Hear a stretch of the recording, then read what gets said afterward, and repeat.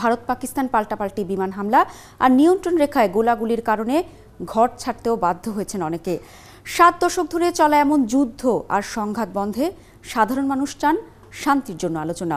দ্রুত উদ্যোগ নিতে দুই দেশের সরকারের প্রতি জানিয়েছেন খোলা আহ্বান। দেখুন হৈমন্তী শুক্লার প্রতিবেদন। একদিকে জম্মু কাশ্মীর, অন্যদিকে আজাদ কাশ্মীর। থমথমে অবস্থা দুদিকেই। জ্বলছে আগুন, ফুটছে বোমা। হামলা পাল্টা হামলার দুই পক্ষ, ভারত আর পাকিস্তান। ভারী কোনো আওয়াজ পেলেই ভয়ে কুঁকড়ে যায় দুই কাশ্মীরের নিয়ন্ত্রণ রেখার আশেপাশের বাসিন্দারা। এখনো বেঁচে থাকাটাই কারো কারো কাছে আশ্চর্যের।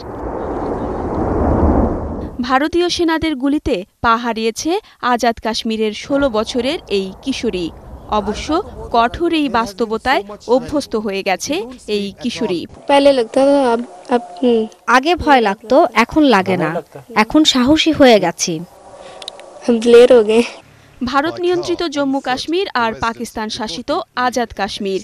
আতঙ্কে দিন কাটাচ্ছেন দুই ভূখণ্ডেরই বাসিন্দা।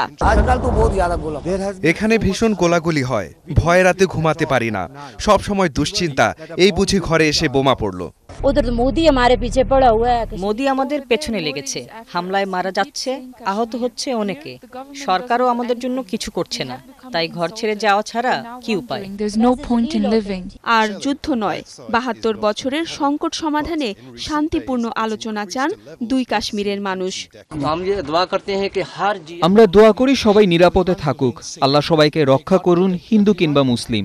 আমাদের আশা এই অঞ্চলের শান্তির জন্য এগিয়ে আসবে দুই দেশেরই সরকার। হৈমন্তী শুক্লা, 71।